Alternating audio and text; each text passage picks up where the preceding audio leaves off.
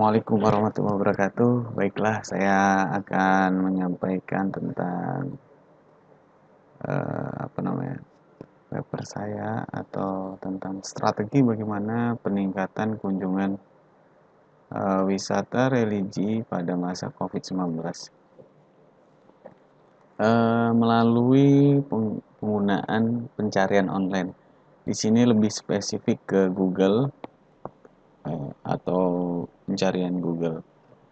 Dilihat dari sebuah proses panjang terjadinya sebuah virus yang kita kenal dengan coronavirus disaster 2019 atau yang sering kita singkat dengan COVID-19. Di sini mulai meningkat atau mulai mengalami sebuah penularan atau penyebaran virus ini yang disebabkan oleh sebuah virus yang bernama Several Actual Respiratory Syndrome Coronavirus 2 atau SARS-CoV-2 yang mengakibatkan beberapa sektor yang sangat berdampak terutama sosial, ekonomi dan pariwisata di mana di situ mulai mengalami penyebaran di akhir tahun 2019 yang berasal dari kota Wuhan, Provinsi Hubei, dan menyebabkan sebuah penyebaran yang sangat cepat yaitu hampir 190 negara. Nah, di situ menjadikan latar belakang bagaimana pariwisata terutama wisata religi, wisata secara umum di Indonesia mengalami penurunan yang sangat signifikan ketika kita bisa melihat bahwa penurunan kunjungan pariwisata Indonesia di tahun 2016 sampai 2020 itu di tahun 2020 mengalami kunjungan yang sangat rendah sekitar 3,4 juta orang di bulan Agustus. Tapi ketika kita melihat di tahun-tahun sebelumnya mengalami tren naik, di tahun 2016 dia 11.500.000 pengunjung. Ketika di tahun 2019 sudah mencapai 16,1 juta pengunjung. Kemudian terjadilah virus ini mengalami penurunan yang sangat signifikan hingga 89,22%. Di situ menjadikan sebuah problem bagaimana wisatawan atau orang berwisata saat COVID-19. Nah, ini problem yang dihadapi. Yang pertama, bagaimana orang takut dengan adanya virus COVID-19 ini sehingga dia tidak bisa untuk melakukan sebuah perjalanan atau wisata, terutama wisata religi. Hal itu disebabkan karena satu, adanya PSBB atau lockdown atau penerapan sebuah pembatasan sebuah wilayah di mana di situ menurunkan jumlah kunjungan wisata terutama wisata religi di masjid-masjid yang kita buat ataupun kita analisis di sini sangat signifikan di mana di sektor itu berdampak kepada 3 sektor pariwisata yang sangat penting, yaitu pertama hotel, restoran, industri kreatif. 3 komponen itu sangat bergantung dengan adanya wisatawan. Di sini problem itu menjadikan kita alternatif di masa COVID-19 ini dengan melakukan sebuah akses secara virtual atau online. Kalau kita melihat dari letak Indonesia atau Indonesia secara umum, Indonesia merupakan negara yang sangat favorit untuk dikunjungi oleh wisatawan asing. Karena apa? Sebelum COVID, wisatawan di Indonesia itu merupakan kunjungan yang sangat signifikan atau sangat digemari lah oleh orang-orang luar negeri. Tapi ketika adanya COVID-19 ini, segala sesuatu atau pariwisata di Indonesia, terutama wisata religi itu terhenti. Maka di sini perlu adanya penelitian bagaimana strategi untuk meningkatkan kunjungan wisata pada COVID-19 ini, terutama dengan pencarian online, media online yang kita spesifikkan menggunakan Google. Hal itu perlu pemberlakuan adanya new normal ini.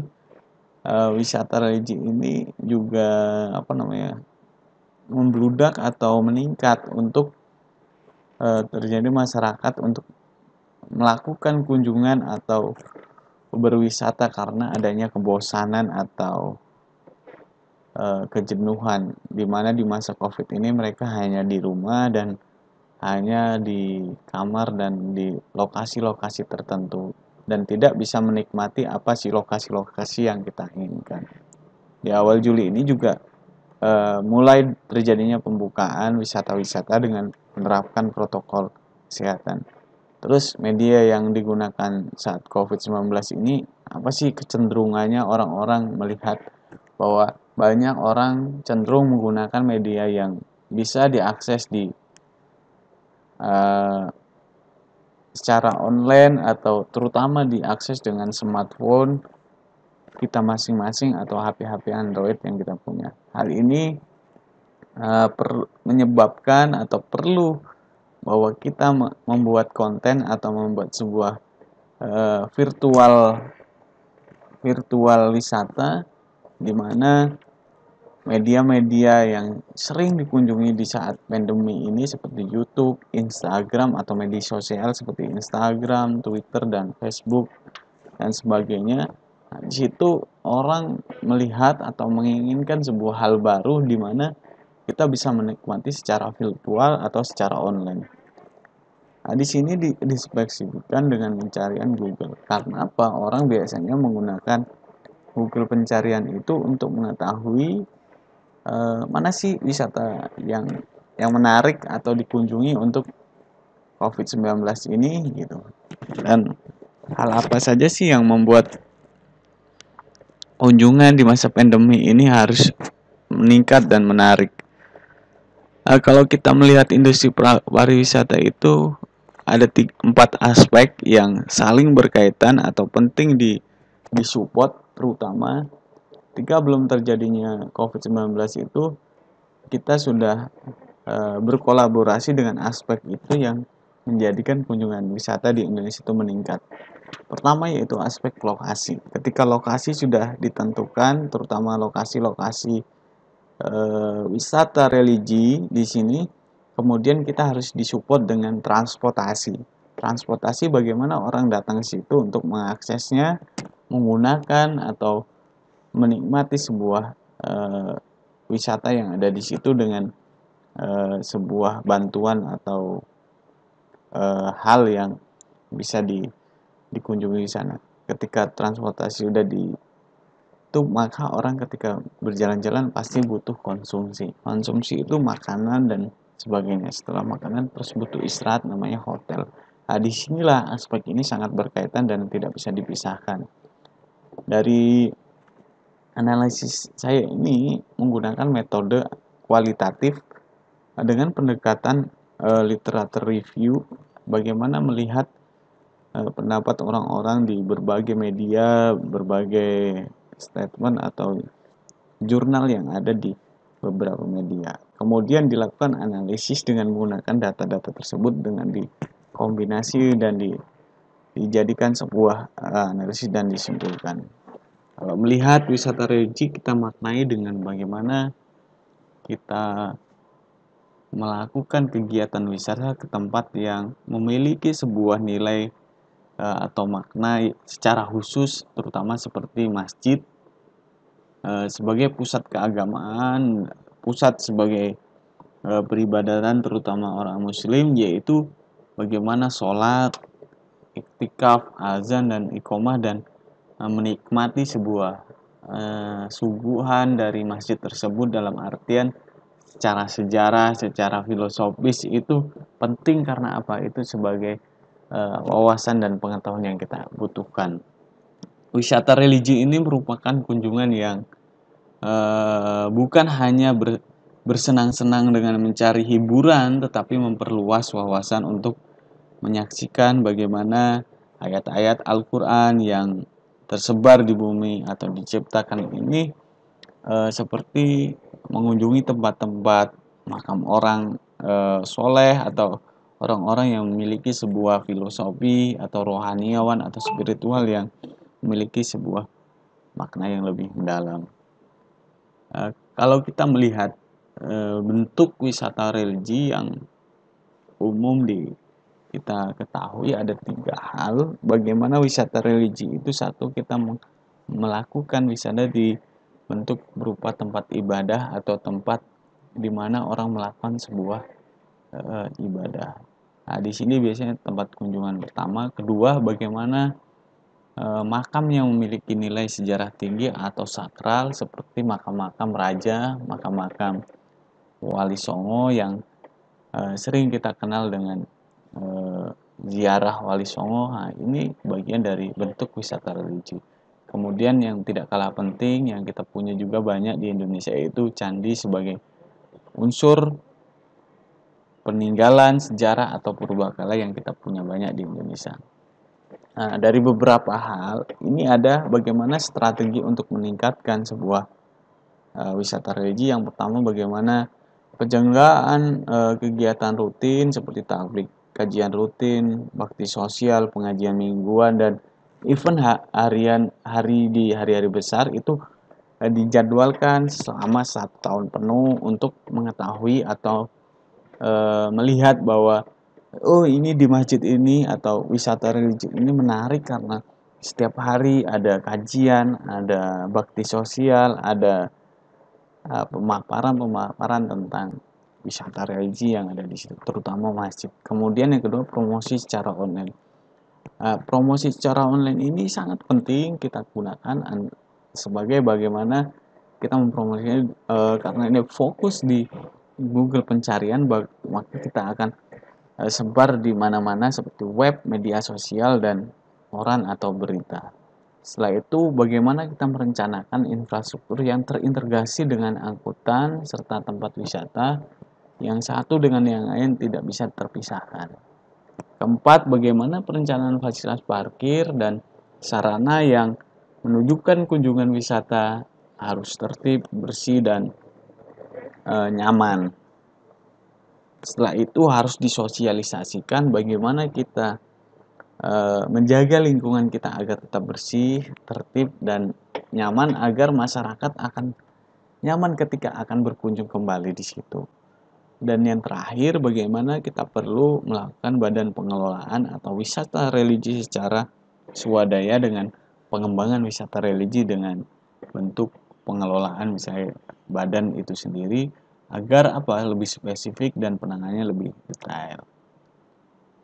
Kita belajar dari Bapak Anasom yang telah memberikan sebuah wawasannya atau peningkatannya untuk meningkatkan wisata religi itu dengan cara bagaimana orang belajar pemasaran wisata religi di tempat-tempat yang sudah profesional atau sudah memiliki kaliber besar seperti Bali, terus Raja Empat, dan lain sebagainya.